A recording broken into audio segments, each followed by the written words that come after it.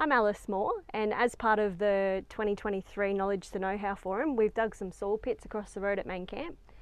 What we're using these for is basically just to have a look at the soil so we can see the different layers within the soil, so we can see the topsoil versus subsoil. We can have a look at the roots, see how healthy they look, what direction they're actually travelling, whether they're going more horizontal or if they're going vertical. We can have a look at the compaction of the soil, how hard it is, how hard the roots actually have to work to travel through it. We can see, whether it actually needs aerating or if there's any different management tactics that we could be applying to this soil. We're also able to test the pH down the profile for any liming requirements, and we can also have a look at some dispersion tests just to see if there's any sodic layers or magnesic layers that might be causing a problem with the crop. If you go west and you find sodic clays, when it dries out and it just turns to concrete, there's zero structure, and no germinating seed can come out of it and not much goes in. This sort of clay, and it's got certain minerals in it. See that? When it dries out, it doesn't set like concrete, it actually reforms its structure. They call them self-mulching clays. So the whole out west, Narrabri, Moree, that's all self-mulching clays, and we get a bit of it around here as well, particularly in some alluvial areas. So that's, if you got that, half your luck. It's brilliant because there's plenty of clay out there. You need the sun to draw it, and then you need the rain to break it down. It'll go and blob and won't let go. In a block, that's right, but at least when it does dry out, it doesn't just set like a block, whereas that clay down the bottom of that pit, that orange stuff, if you had that on your surface, it'll just form one big blob. Nothing will go through it or up, whereas at least that, well, you can see, it lets air back in and it pops itself back out. So yeah, very good soil, very good clay. Oof. So Robert picked it out quite nicely. Down below you can see there's some white agglomerations. I think that's calcium carbonate. I think that's calcareous. Oh, you so reckon? I just did a pH on it and it looked to be around about 11. You 10. kidding me? Yeah. Get out. We've actually got some alkalinity in the northern rivers. Get out. So that's quite typical of a lot of soils down south, a lot of the cropping soils. You've got the acid topsoil where it's been farmed and lots of nutrient goes on, and then subsoil is alkaline. So you might have a pH 4.5 surface soil and a pH 8 subsoil. Yeah, you could. Like it's. So it gets darker. Look, there's talk of that. Yeah, it gets back. But it's an expensive process. I wonder even if that's got organic. Oh my goodness. This is very smearing clay, isn't it? It is. And it sets really hard. Isn't it? So have a feel. It's like plasticine. Yeah. The clay content of that is. Send some round. Very high.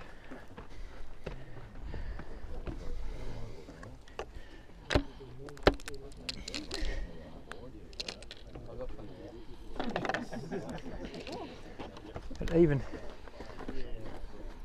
that clay down the bottom though, it's still got decent, not bad structured clay. Like it's Black, isn't it? black as.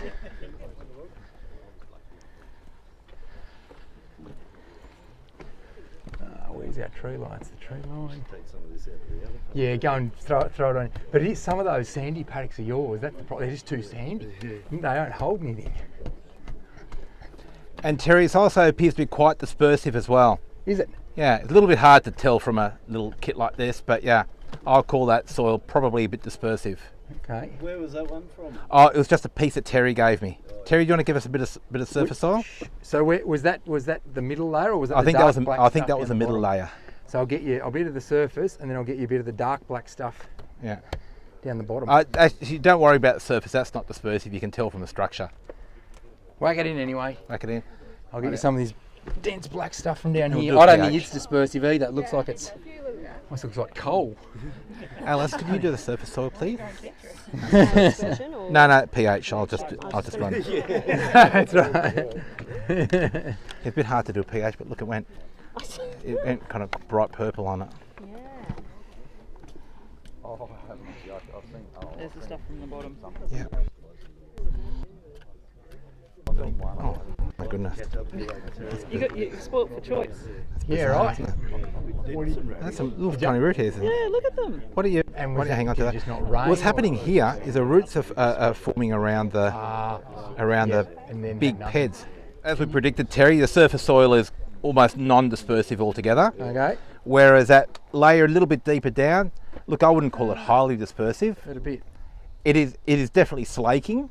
It's kind of falling apart structure, and it is a bit dispersive, so it's going to be cloudy. And one of the other things that we had a look at too is looking at the root structure in those PEDs. It looks like you've got quite big soil PEDs. What's the other name? Yeah, like a big agglomerate. So they're quite large, and you can see here the root structure seems to be going around these large PEDs. Little fine roots go around them. Yeah. Fine roots go around them, and you break it open, and there's nothing on the inside. Yeah, right. Yep. So you can see they're going around the outside of that PED. So what's happening is, the problem with that is you're now relying on nutrient flow from that hard bit on the inside to the outside bit for that root to get nutrients. So it's probably mining in between the PEDs where you've got the structure holding together. The roots are going through there and they're mining that bit, but inside the PED they can't get to that. Not much. Yeah. And I think that's possibly due to some dispersion there at 30 centimetres where that came from, that really dark layer. But again, all the fine roots, you probably need to, if you want to come, feel free to come down and have a look at it. All the fine roots that are the nutrient scavengers, they're just these roots have gone there. These, Lucas, and then they've shot off. I wouldn't be surprised if there's either a pH or a soil structure thing, probably structure, I that's reckon. making them, like your surface soil, pH 6, non-dispersive, is perfect. but then eventually, so what they'll do, It's perfect. But yeah, I think if at they 30 hit it centimetres, if they hit it in a dry period, that's what going to be. Like you can imagine this stuff when it's dry, it's not nothing's going to go through that. And the good news is because it's a perennial, and you can see there's roots down here. At some point, particularly in northern rivers, that's going to get really wet, and that's wet now. Once it's wet, a root can then go. So my guess is, they go down, they hit it hard. If when you planted them it was dry, they'll grow across, and then at some point, if it gets wet enough, they'll find a way through it because there's definitely roots down at depth. Paddocks washed out from the flood, and there's like a tube going down about 2 or 3 metres like this. The whole left by a rotting root. by a rotting root, exactly. Yep. So they might, and again, that's the advantage of a perennial as opposed to wheat that hits it, stops, and then at the end of its life, this thing it can hang out years, get a wet period, boom, down she goes. So When you get a really big drought, the tracks open 6 metres deep. And when it does rain, they actually open all the cuts up, and all those new square blobs down there will then be accessible to. Yeah, depending on, well, if it wets up very quickly, I think it'll probably swell quite quickly. It's a quick process, and I suspect it closes up. I think, as Terry suggested, when it turns into a soft plasticine, when it's wet, that's probably when the roots are taking advantage of it. Sneak down when it's like, so even that's wet enough now, they should be able to get through that, and they get like this. So even though he's sideways, they're down here. So at some point in its lifetime, these plants have had an opportunity to get through that. That was clearly at some point that was hard and toxic, or not toxic, just too hard. But at some point it's got wet enough, and down they go. So that they've got no dramas getting down into this clay down here. And again, they're probably just chasing water and holding themselves to the ground, but they're going to get bonus. Any nutrient that moves in water, they can get it. So good luck, because again, you can see there's nothing. They're not going to chase fine nutrients. There's no. It's nude as anything. It's nothing like these, these tiny ones in the topsoil that are up there chasing. It's chasing water down at depth. Down there, and again, that's the advantage of having these tiny ones up here. If you drill something in there and you chop a few of those fine ones, whoop-de-doo. Yeah. It's not going to bother the plant at all. So. Yeah. Yeah. Anyone want to come and have a look? That's an interesting awesome. soil profile, that one. Even down deep. And I reckon down there, Terry, it's probably marine sediment at depth. From the calcareous, yeah. So what was the pH? I think it was like 10, 11. So Lucas was just saying that black stuff right down at the bottom had a pH of 10 or 11. It was actually the white bits in there. The white, right. See that white? Which is that white the white cloudy stuff.